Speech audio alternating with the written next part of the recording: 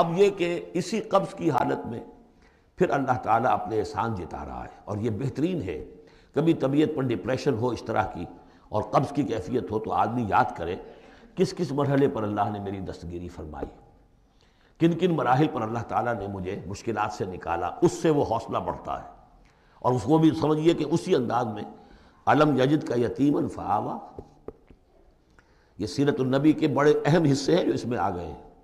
آپ کی پیدائش یتیمی میں، پوسٹیومس چائلڈ، باپ تو پہلے ہی فوت ہو چکا ہے، 6 سال کی عمر میں والدہ گئی، 8 سال کی عمر میں دادا گئے، اور وہ یعنی جو آپ نے دیکھا ہے ابتدائی زمانہ زندگی کا تو وہ یتیمی کا۔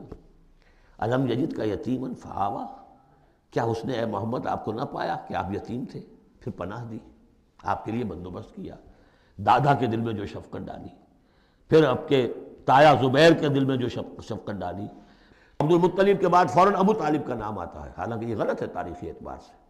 عبد المطلب کے بعد کافی عرصے تک زبیر جو آپ کے تایا تھے وہ سرپرست تھے، پھر ان کے انتقال کے بعد ابو طالب کا معاملہ آیا ہے، لیکن ان کو بیچ میں سے غائب کر دیا گیا ہے۔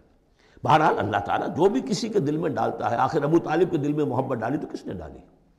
وہ ہم پڑھ چکے ہیں سورہ طٰہٰ میں، وَأَلْقَيْتُ عَلَيْكَ مَحَبَّةً مِّنِّي۔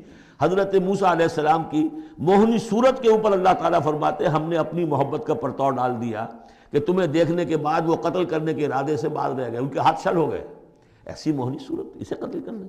وَأَلْقَيْتُ عَلَيْكَ مَحَبَّةً مِّنِّي وَلِتُصْنَعَ عَلَىٰ عَيْنِي، یہ ہوا ہے۔ تو فرمایا الم یجد کا یتیما فآویٰ،